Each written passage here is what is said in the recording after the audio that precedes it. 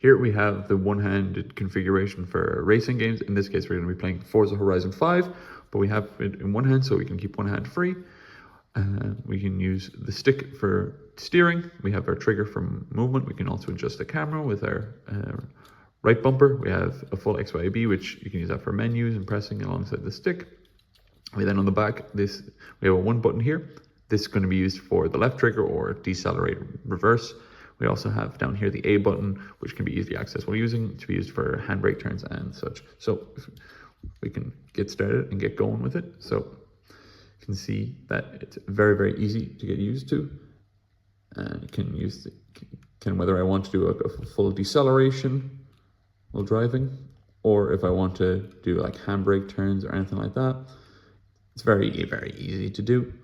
So I can do this with the back button. So with one side, I can decelerate here with the backs of my hands, with my fingers against it. And then the angle here in the middle makes it really easy to just, if I wanted to, just quickly turn off the road, anything like that. Here we will be making a controller to play any kind of racing game in a one-handed configuration.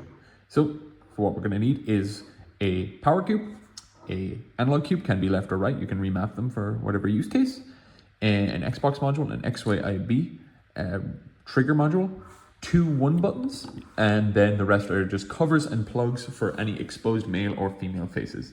So to start, we're going to take the analog stick and we're going to take the power cube and we're going to put them together, but we're going to make sure to put the male face of the stick on the back. We're then going to put this at a 45-degree angle, so making sure the ridge of this lines up with the stick, so we can point it away, locking that into place so that it is nice and tight, cannot pull it away. We're then going to start to add some of our extra parts. So we're going to add the trigger on the top. This will be used for general acceleration. Can you hold it like this? And we're going to have the XYB on the side. Now it might be a bit awkward to press while you're using the game, but this is where the rest of our buttons will come into play. But you can turn it around and use it for any kind of menu. We'll then have on the other side the Xbox module. So this can be used to pause the game at any time. You can move it over, you can use it like this. For the rest of the buttons, we will have the one button on the back of the left stick, and then a one button on this 45-degree angle on the back of the controller. The rest of these positions are just going to be plugged up with these plugs, making sure to cover everything so nothing is exposed, and covering the male face here and with this male face cover, and then locking it into place. We will have the rest of our controller fully finished now, and the idea here is that you can have one hand free and use the game at the same time, so you can move around while you're driving, accelerate. We will generally have like a decelerate brake here and then a handbrake here, and then you can use your menus however you like with the stick. You can also potentially add more buttons if you wanted, but for now this is going to be a very nice and simple one-handed module.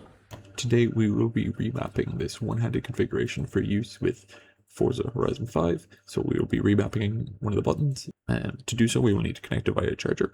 We will need to take off one of the faces. In this case we'll take off the male face, so in order to do that we will unlock it, pull it off, and add on the charger in any direction, and then lock it back into place. After it is connected, we will add a USB-C that is connected to our PC to connect it, and then in the app we will go into the Proteus Controller app section, which will load in our configuration as we wait for our controller. We should see what we have here. It'll show up on screen. We will go into the remapping section. We are going to specifically be remapping on the back of the analog cube. We're going to press that button and it'll show what to remap. We will be putting that to left trigger as it'll be used for slowing down and reversing in game. So we will go down and find LT. You can also search it up by typing LT on your keyboard.